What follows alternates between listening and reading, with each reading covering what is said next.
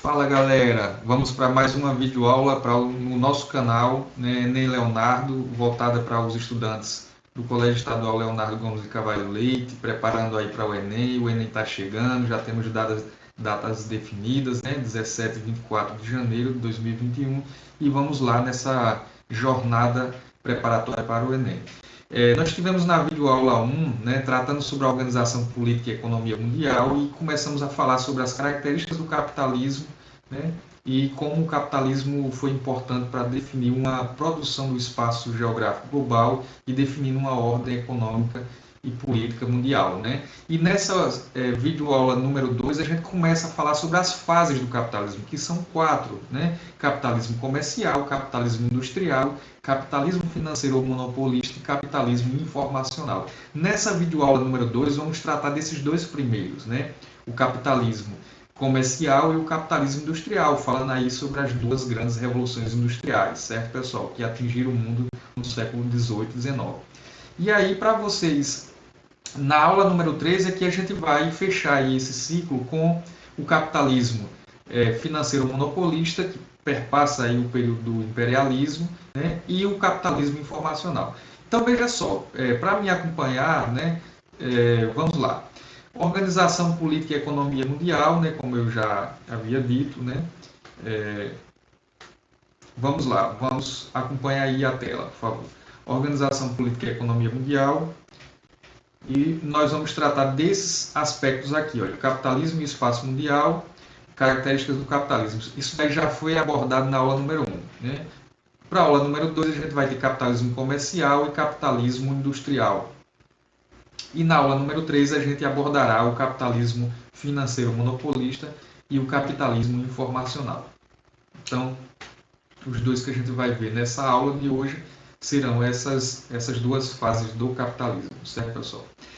Então, veja só, sobre o capitalismo comercial, foi uma época marcada pelas grandes navegações, né, os grandes descobrimentos. Né? Lembremos que durante o século XV e XVI, foi o início aí das relações de expansão do capitalismo, o que alguns teóricos vão dizer que foi a primeira fase da globalização, né? Essa extensão, né, através do da utilização dos mares como forma de escoamento da produção do mercado, da circulação, troca e venda de mercadorias. Né? Então, com o objetivo de dominar os mercados, as economias, as monarquias da Europa Ocidental começaram a investir em marinhas poderosas para tentar controlar os mares e, por sua vez, controlar o mercado global. Né? Então, eram os mares, era o mar, era a marinha, eram os barcos que eram os principais meios de transporte naquela época, certo, pessoal? O capitalismo comercial se deu porque o acúmulo de riqueza ocorreu por meio do comércio. A economia desse período funcionava sobre a intervenção governamental. A riqueza e o poder de um país era medido pela quantidade de ouro. Então a gente vai falar sobre isso, que foi a filosofia econômica daquela época, que foi o mercantilismo, que deu todo o norte, toda a estruturação, todo o pragmatismo para que as economias da Europa Ocidental pudesse, né, expandir essas relações capitalistas comerciais para o restante do globo, certo? Nesse período também se acumulava riquezas, tendo uma balança comercial favorável, outra característica do mercantilismo, né? Uma balança comercial favorável. Essa fase foi fundamental para se desenvolver o capitalismo, pois permitiu um grande acúmulo de capitais, foi o período conhecido, aquilo que Marx fala, né, lá no livro chamado Capital, de acumulação primitiva, né, o acúmulo de metais preciosos através da exploração, através da destruição das riquezas das colônias, né, a partir da colonização, da exploração e da tomada dos meios de produção por uma classe social chamada burguesia, certo? Então vamos lá. Aqui nós temos as características do mercantilismo, que foi essa filosofia econômica que deu norte para as economias da Europa Ocidental ganhar os mares. Né? O metalismo, que era o quê? Quanto mais metais preciosos um rei pudesse acumular, mais poderoso seria. Uma balança comercial favorável, ou seja, havia uma necessidade de vender mais do que comprar. Né? E isso garantia uma balança comercial favorável porque havia um superávit, ou seja, se produzia, se vendia mais do que comprava, né? Ou seja, se vendia mais do que gastava. O protecionismo, que seria o quê? O Estado, através de reis poderosos, né, tinha um controle sobre as fronteiras do seu país, cobrando impostos, inviabilizando com que comerciantes de outros países adentrassem o território do seu país e começasse a gerar concorrência com os comerciantes locais, né? Então havia o protecionismo. O governo definia as taxas alfandegárias para impedir essa concorrência do estrangeiro contra os comerciantes, os burgueses, né? O início dessa classe burguesa local, certo? Monopólio comercial, que seria o quê? O pacto colonial ou exclusivismo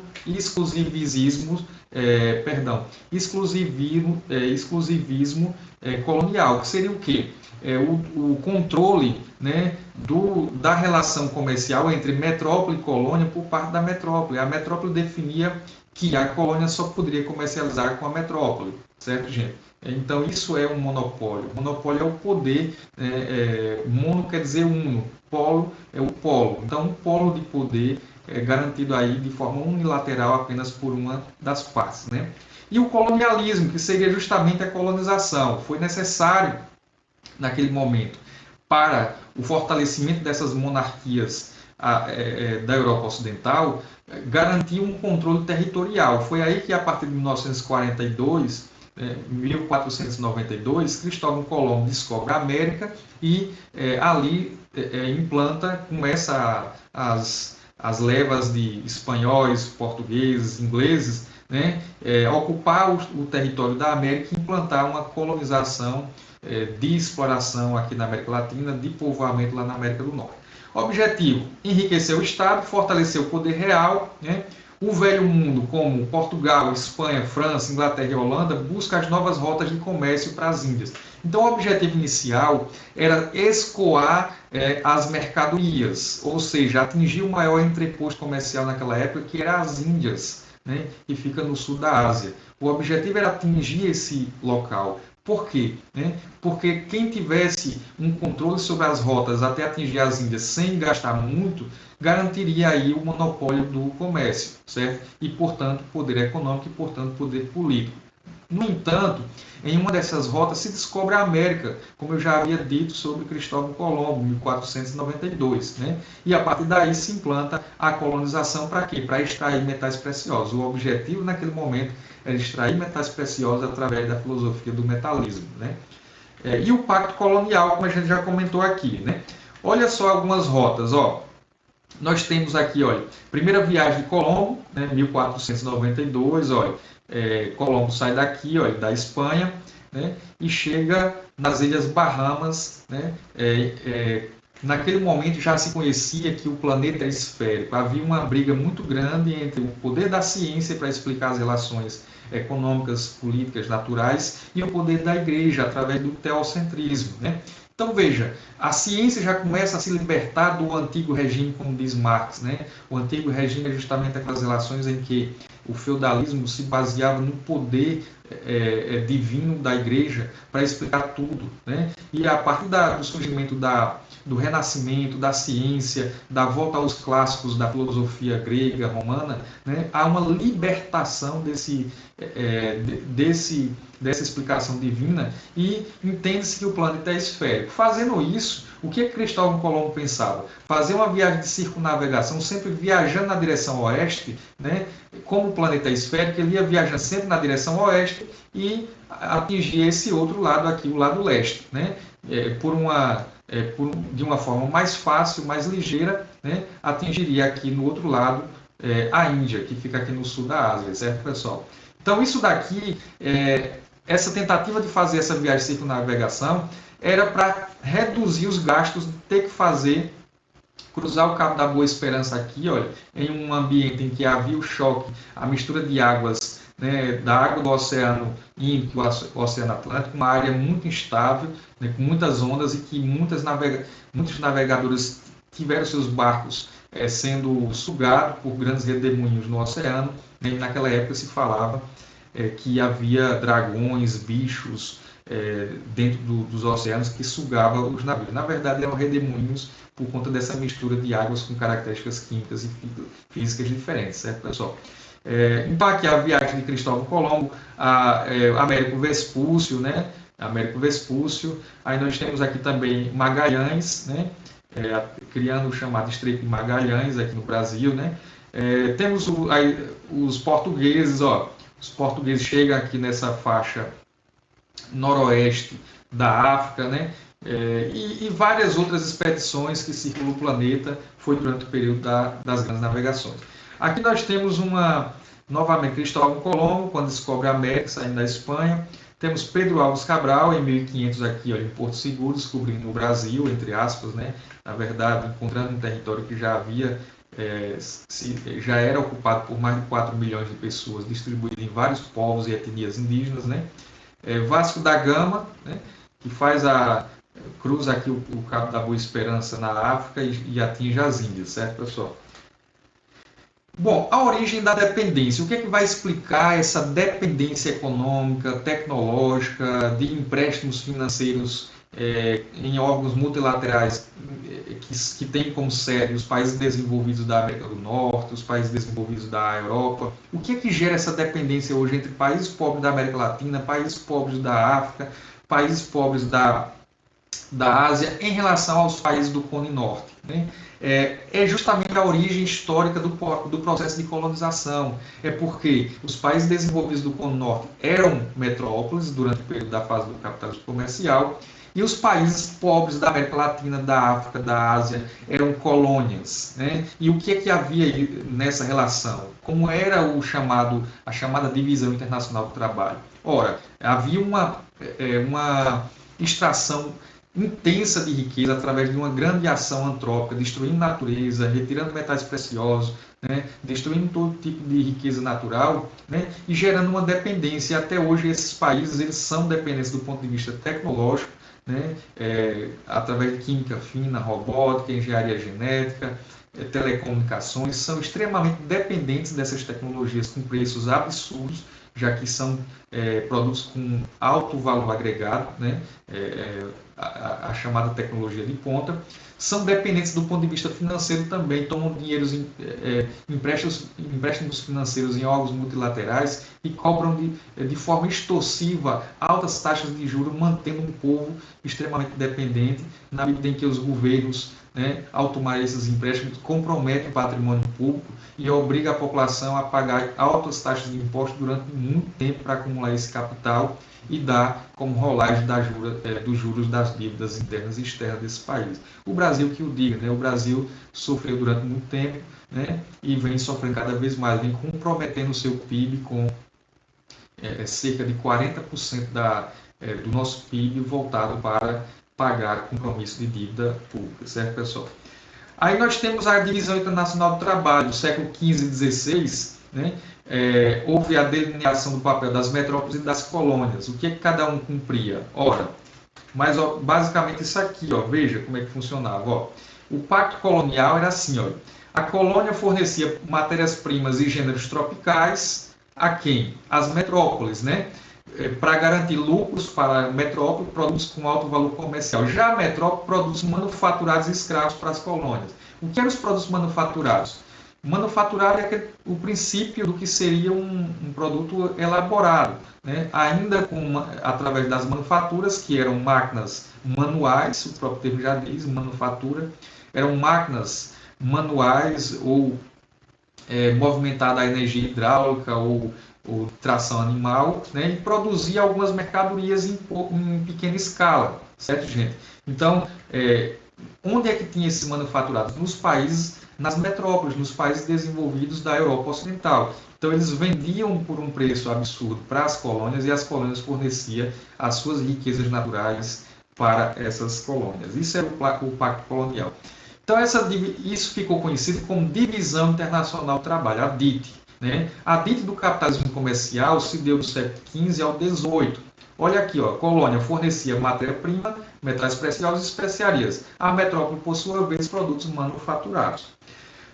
E aí nós finalizamos a chamada primeira fase do capitalismo, que atinge até o século XVIII, e iniciamos a segunda fase, que é o quê? O capitalismo industrial. Né? O próprio termo já diz, se baseia na indústria, na produção de mercadorias em grande escala. Enquanto a manufatura era uma produção de mercadoria em pequena escala para atender um mercado local, né, a maquinofatura, como ficou conhecida a parte das revoluções industriais, passam a produzir mercadorias em grande quantidade, já que as máquinas passam a ser automáticas, utilizando uma fonte de energia ao invés da energia hidráulica, da tração animal. A Inglaterra foi o primeiro país a se tornar industrial. Na segunda metade do século XVIII, houve a expansão para outros países da Europa já no século XIX. Mas o país que passou pela primeira Revolução Industrial foi a Inglaterra, né? E as principais invenções mecânicas, principalmente de um engenheiro mecânico inglês chamado James Walter, inventou a máquina a vapor. Olha aqui o funcionamento da máquina a vapor. Através da queima do carvão mineral, gerava um vapor que entrava por uma caldeira. Esse vapor, né, preso, hermeticamente fechado, em um ambiente hermeticamente fechado, gera uma pressão que, por sua vez, essa pressão faz movimentar os pistões, né, que por sua vez faz movimentar uma máquina. Né? Isso é energia mecânica advinda, né, da pressão gerada pela queima do carvão mineral. Né? Então, uma revolução nas técnicas da produção, o sistema fabril, há uma organização do trabalho, na medida em que, né, há uma parceria entre os burgueses que viviam na cidade, detendo os meios de produção, como as máquinas e as fábricas, e no campo você tinha aí outra elite, que era a burguesia rural, uma nobreza rural. Essa nobreza rural, né, tinha o passe livre pelo governo a tomar as terras dos camponeses, dos pequenos produtores rurais, concentrar as terras através de um processo que ficou conhecido como cercamentos. Né? Ao fazer os cercamentos, eles começaram a criar carneiros, e do carneiro ali a lã era retirada e vendida como matéria-prima para a indústria na cidade. Né? Então a lã era utilizada como matéria-prima nos primeiros tipos de fábricas, que foi a indústria têxtil. Né? E, por sua vez, ao fazer o cercamento do campo, expulsavam os jovens, os camponeses do campo, e esses camponeses faziam o chamado êxodo rural, que era a saída do campo para morar na cidade. Chegando na cidade, iam para os bairros de lata, né, bairros ao redor das fábricas, né, e viviam em ambientes insalubres, sem saneamento, né, e compondo o que se chamou, o que Karl Marx, o grande filósofo do século XIX, chamou de exército industrial de reserva. Quer dizer isso, uma fileira enorme de pessoas desempregadas caçando qualquer tipo de emprego, qualquer tipo de trabalho na fábrica, recebendo míseros salários que mal dava para se alimentar, trabalhando de forma exaustiva, quase como escravos, né, atingindo até mais de 16 horas diárias de trabalho, né, de forma muito intensa. Né? Então esse era o funcionamento, a organização do trabalho durante o período fabril. O livre comércio, a gente vai discutir daqui a pouco a filosofia que deu norte à expansão dessa fase do capitalismo. O desenvolvimento do transporte ferroviário, aqui nós temos um boom no avanço do desenvolvimento dos meios de transportes, já que até então, no capitalismo comercial, o principal meio de transporte eram as caravelas. Eram barcos que se movimentavam lentamente com a força do vento, batendo na caravela e empurrando aquele pano. Né? Então isso demorava muito tempo para você circular os mares. Né? Durante a fase do capitalismo industrial, você tem um desenvolvimento dos meios de transporte que facilita a interligação de mais regiões do planeta e integrando cada vez mais os países em uma economia global, ou seja, num processo de mundialização do capital. E aí nós chegamos, além da Revolução Industrial na cidade, você tem também a Revolução Agrícola. Por quê? Há uma relação campo-cidade muito tênue, muito próxima. Né?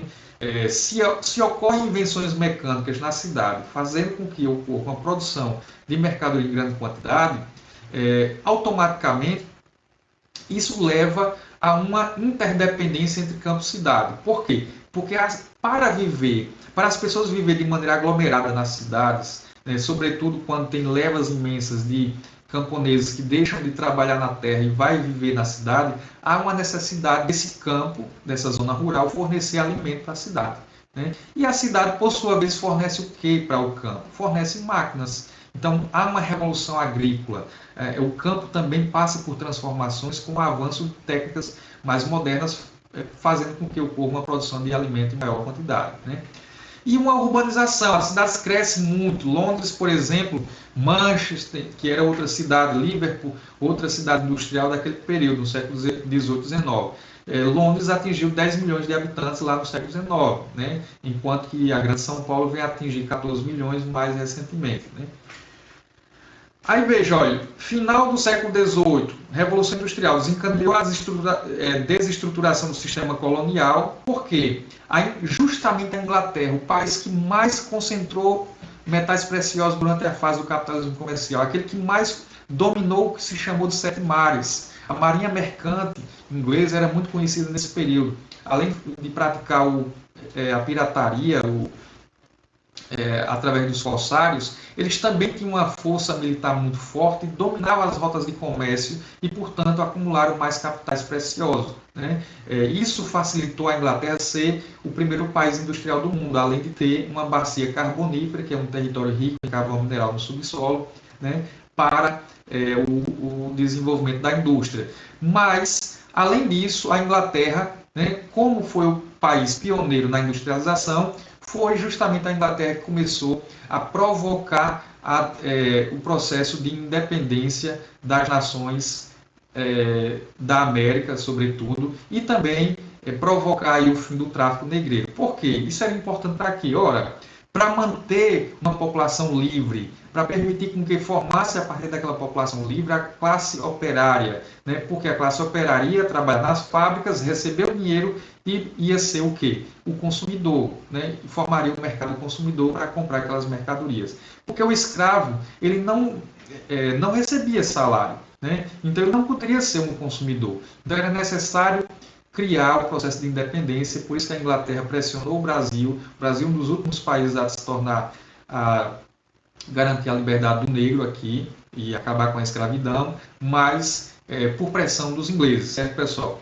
Então há uma desestruturação do sistema colonial, não era mais interessante manter uma estrutura de poder territorializado nas colônias, com muitos desgastes financeiros, com muitos desgastes com guerras civis, né, guerras de independência, né, já não era mais interessante. Era interessante dar independência e manter dependente do ponto de vista econômico. Né? É uma independência, é um fim de escravidão, né, entre aspas, porque passa a ser outra escravidão moderna. Veja aqui o operariado, como é que se comporta em uma fábrica, né? Um trabalho repetitivo, em série, muito exaustivo, produzindo em grande quantidade para alimentar a acumulação do capital na mão dos meios de produção, ou seja, de quem detém os meios de produção, que é a burguesia, certo, pessoal?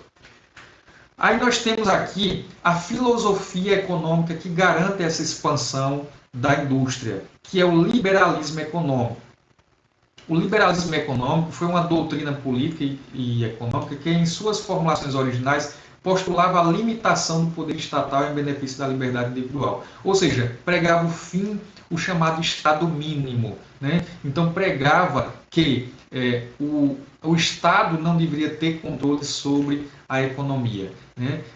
O grande pensador, na verdade tem dois, mas o pai do liberalismo econômico é Adam Smith. Né? Mas temos depois David Ricardo, que foi um adepto de Adam Smith. Adam Smith escreveu um livro chamado A Riqueza das Nações, e nesse livro ele diz que havia uma necessidade de uma liberdade total do mercado a partir da lei da oferta e da procura. Ele chamava isso de mão invisível do mercado. O que quer dizer a lei da oferta e da procura? É uma das grandes características do capitalismo, como a gente viu naquela primeira aula. Né? Para existir uma oferta, tem que ter uma procura, e vice-versa. Quanto maior a oferta de um produto e menor a procura, a tendência é o produto ter baixo valor. Mas quanto menor a oferta desse produto e alta procura, o valor do produto vai lá em cima, certo, pessoal? E só que para Adam Smith isso se equilibrava. A oferta e a procura sempre ia gerar um equilíbrio, nunca haveria uma crise, né? Por quê?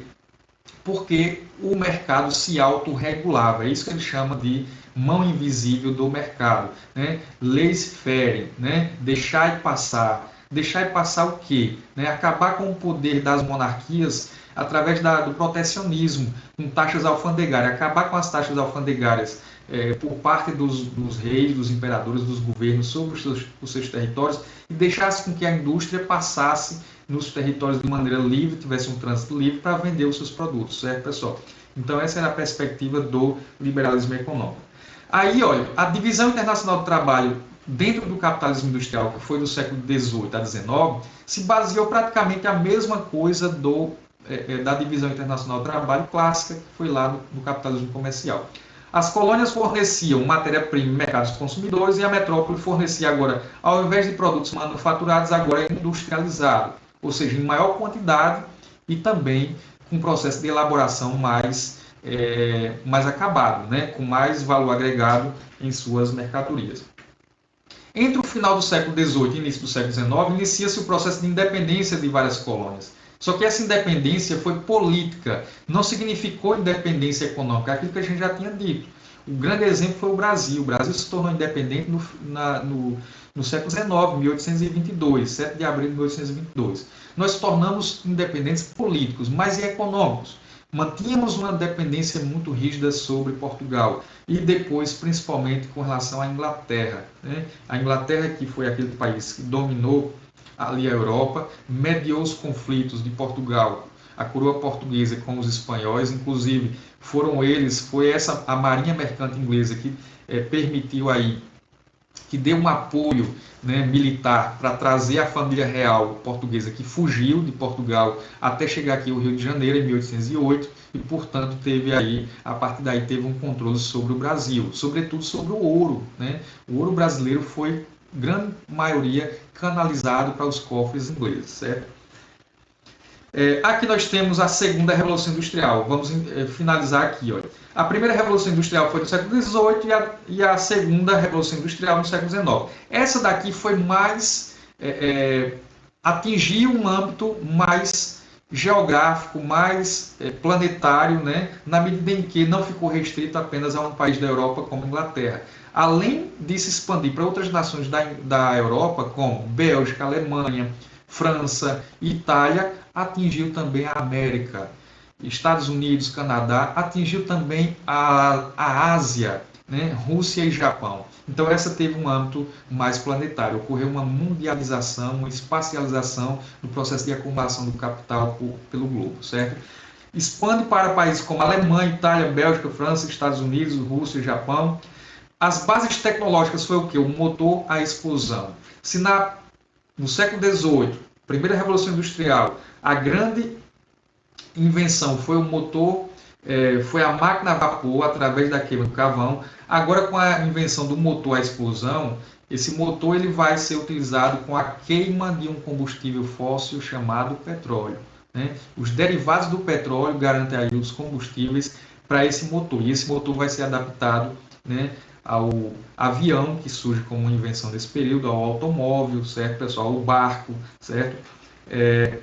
Desenvolvimento da indústria pesada, metalúrgica, siderúrgicas, de máquinas, equipamentos, a química, a petroquímica, vão tudo surgir nesse período. Outra fonte de energia que foi utilizada nessa época, que foi inventada, a hidroeletricidade, a construção de barragens em rios, fazendo com que essa água seja transformada em energia cinética e, por sua vez, energia elétrica, certo, pessoal? Outra grande invenção, a criação de ligas metálicas mais resistentes para fabricar máquinas, peças e equipamentos, como o aço, né? Então, uma liga mais resistente que reduz o poder de destruição pela corrosão, né? Novos produtos como automóvel, eletrodoméstico, avião, telefone, telégrafo, meios de transportes, automóvel, locomotiva, barco e avião movidos a derivados do petróleo. Então aqui nós tivemos grandes transformações, por isso o termo Revolução Industrial. Foi invenções bruscas que revolucionaram, que transformaram a sociedade, né? Foi um período de grandes invenções, de grandes transformações.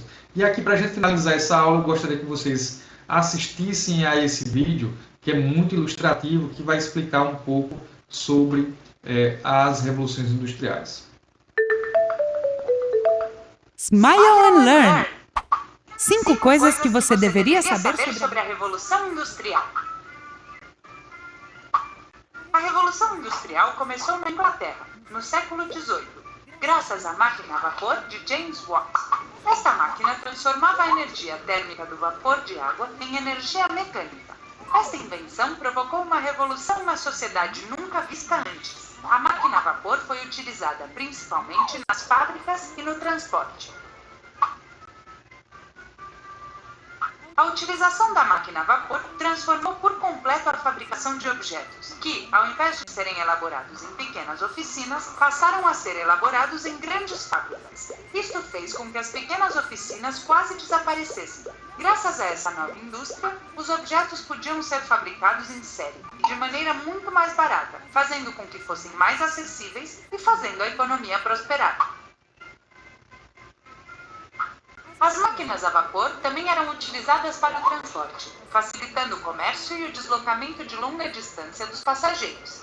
Os trens podiam transportar elementos pesados a uma velocidade grande para a época, quase 40 km por hora. Não parece tanto, né? Naquela época isso era muito rápido. Os barcos a vapor também foram um grande avanço, pois pela primeira vez na história da navegação não era necessário depender da climatologia para completar as viagens. Na Revolução Industrial, a sociedade rural tradicional perde importância, dominada pela nobreza. Aparece a sociedade urbana, dominada pela burguesia. Os burgueses eram pessoas que enriqueceram graças à produção nas fábricas. Os antigos camponeses formavam o proletariado e eram a mão de obra barata para as fábricas. Eles eram pobres e trabalhavam em péssimas condições, que melhoraram nos séculos posteriores, graças à organização dos grupos de trabalhadores.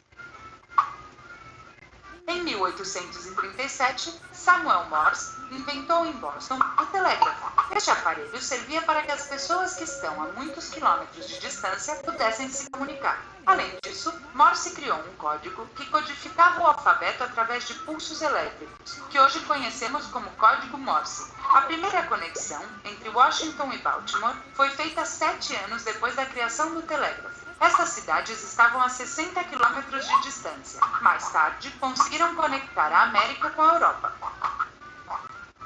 E estas foram as 5 coisas que você deveria saber sobre a Revolução Industrial. Você gostou?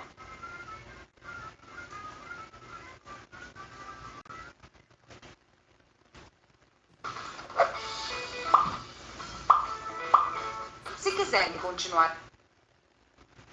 Bom, está aí, pessoal. Está aí a aula de hoje, né? Essa aula número 2, a gente tratou sobre o capitalismo comercial e industrial e a gente fecha a número 2 para depois entrar na número 3. Veja aí, meu tchau e obrigado, certo, pessoal?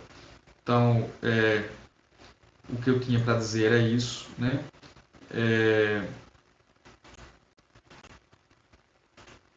O que eu tinha para dizer é isso, né? A gente finaliza essa aula de hoje, eu espero que vocês tenham gostado e daqui a pouco a gente vem com a aula número 3, tratando do capitalismo financeiro monopolista e o capitalismo informacional. Tchau, tchau.